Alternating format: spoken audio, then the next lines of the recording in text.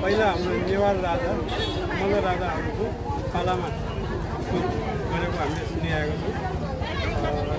राजाको छोरो र छोरी मरेपछि रानी एकदम विरह गर्यो। त्यो रानी विरह गरेर राजालाई के पर्ने हो त्यो भएन, राजा अलिक चिन्तित हुनुभयो। त्यसको लागि अनि राजाले रानीले सम्झाए कि तिम्रो मात्र छोरा मरेको होइन, यो हाम्रो देशको हाम्रो जनता कति मर्या छ तिमीले थाहा छ कि छैन भनेर उहाँले चाहिँ त्यो देखाउनुको लागि ल यसपालि जति मर्या छ त्यो सबै चाहिँ यहाँ खुवाउनु ल्याउनु भनेर राजाले ओर्ली दिएपछि त्यो मर्या मान्छे जति त्यसो चाहिँ ल्याएको त्यो बेलादेखि सुरु भएको भन्ने हामीले त थाहा भयो।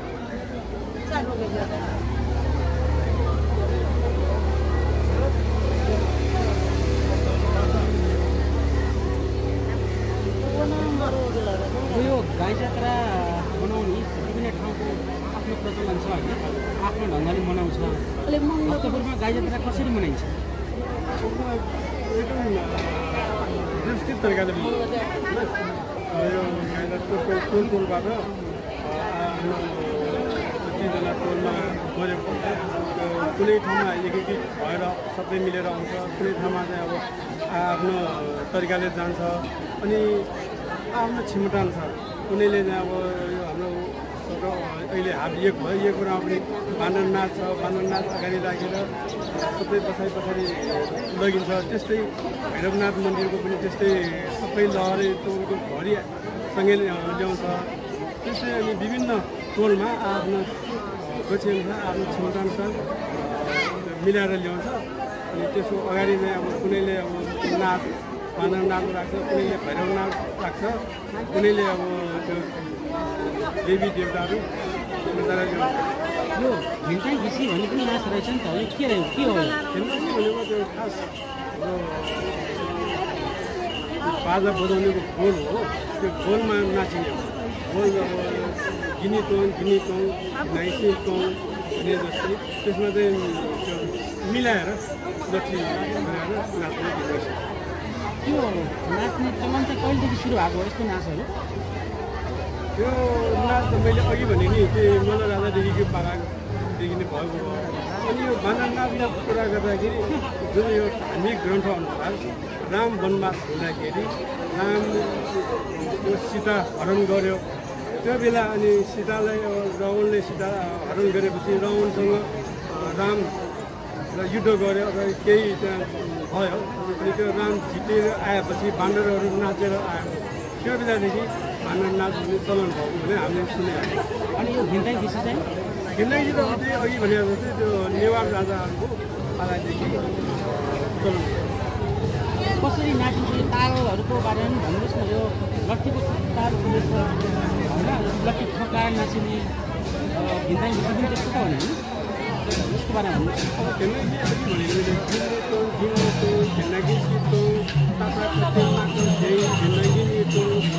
केही बोल नाच्दै गीत बाजा बजाउँदै नाच्दै हुन्छ।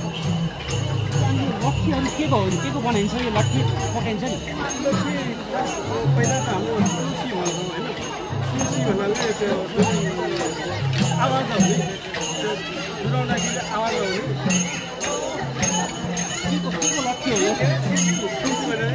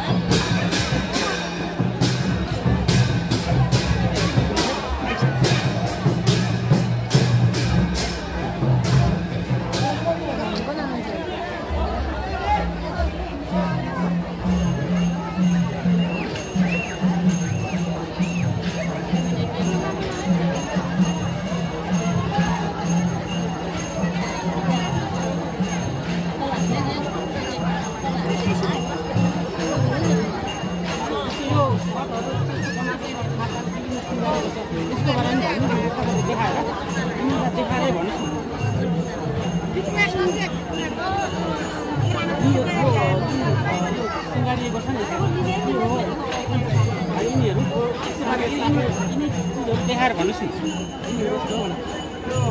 तामाटा भन्छ होइन, तामाटा बनाएर सानो सानो डोको हुन्छ, डोकोलाई पनि बनाएर डोकोलाई सिँगारेर लान्छ। कुनैले चाहिँ अब साँच्चीकै गाई नै लान्छ, कुनैले चाहिँ अब त्यो हाम्रो राम लक्ष्मण र महादेव पार्वती बनाएर पनि बजारले पनि बनाउँछ होइन।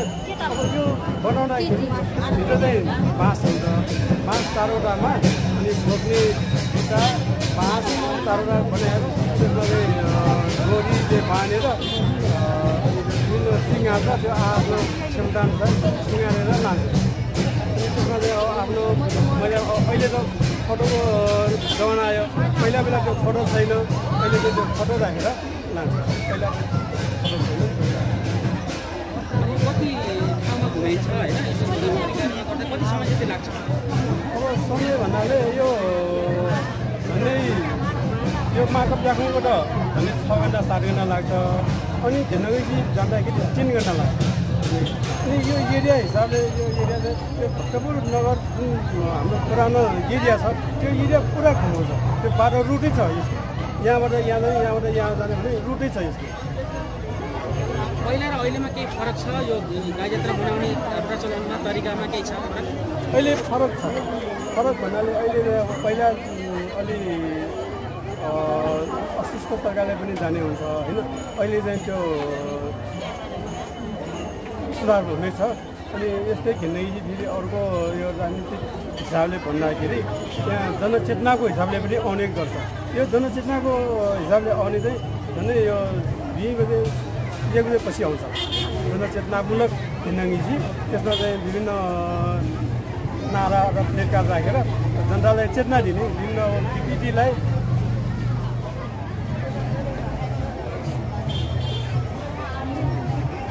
यसो गर्नु हुँदैन त्यसो गर्नु हुँदैन भनेर त्यसरी जनचेतनामूलक घिन्नगी पनि आउँछ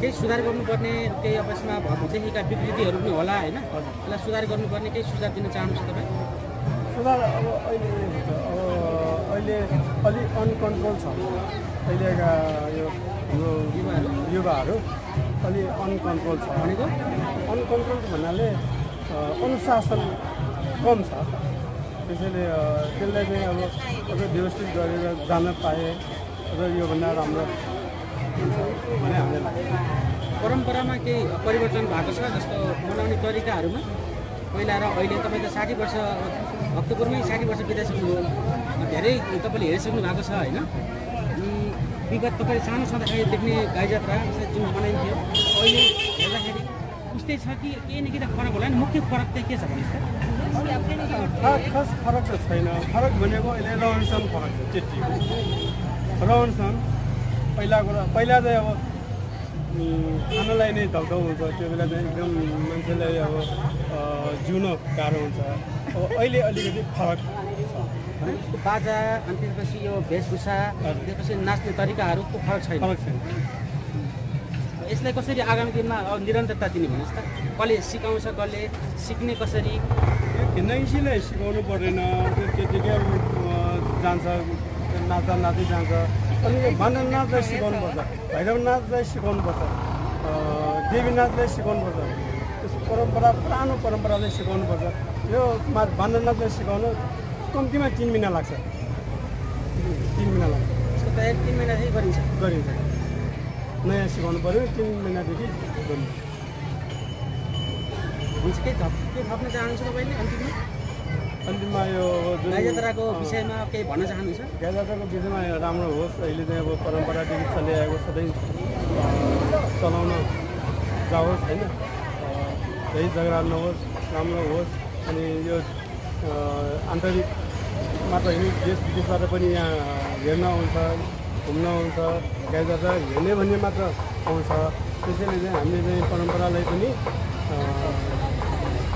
निरन्तर जान सकोस् भने म शुभकामना पनि दिन्छु अनि यो च्यानललाई पनि नाम त मलाई याद छैन BBC न्युज च्यानललाई पनि म धन्यवाद दिन चाहन्छु नाम अनि तपाईँको यहाँ के हो तपाईँको पहिचान के हो भनेको तपाईँ व्यवसायी हो कि तपाईँ चाहिँ संस्कृति गीत हो कि तपाईँ यहाँ पुजारी हो के हो भन्नुहोस् त नाम सायद भन्नुहोस् त मेरो नाम लक्ष्मीनारायण राजलौड हो म साधारण किसान परिवारमा जन्मेको किसान परिवार हो मेरो पेसा भन्नाले अब पहिला सुरुमा म फर्निचरमा काम गर्छु अनि अहिले चाहिँ अब अहिले भन्नाले 49 सालमा ढोकाम नगरपालिकाबाट जनप्रतिनिधि भएर पनि काम गरिसकेँ मैले अनि यो अहिले भजन दाफामा पनि म काम गर्दैछु के त्यसको ठ्याक्कै नाम होला नि भजन दाफा के भन्छ गणेश दाफा भजन खल गणेश दाफा भजन खल गणेश दाफा भजन त्यसमा पनि म त्यसमा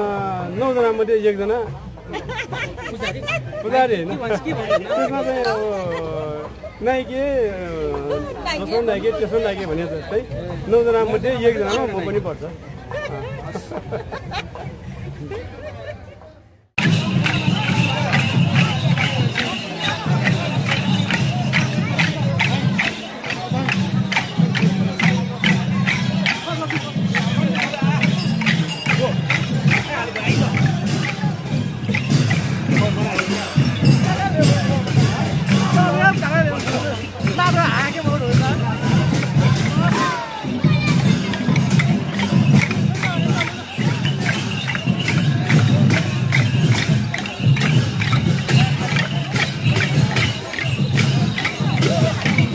go.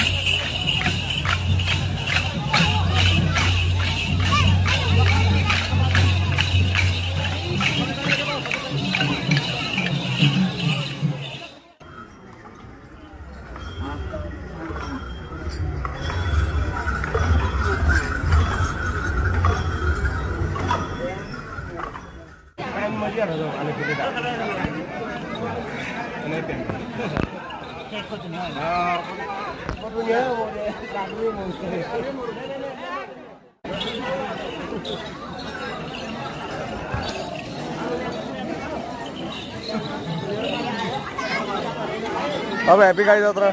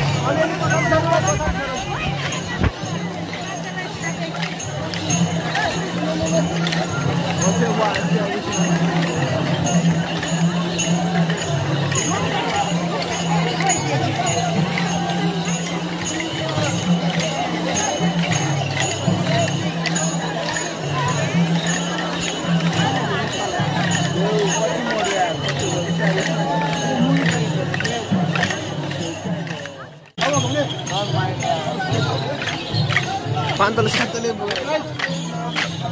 लुयालु म बताते पनि खर्च देशवाला पनि ठ्याक्क असी त हो Tickets vlog. यस म्यान हामी देखाउन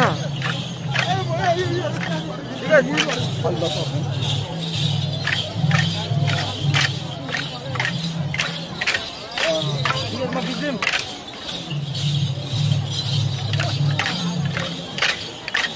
म सिक्छु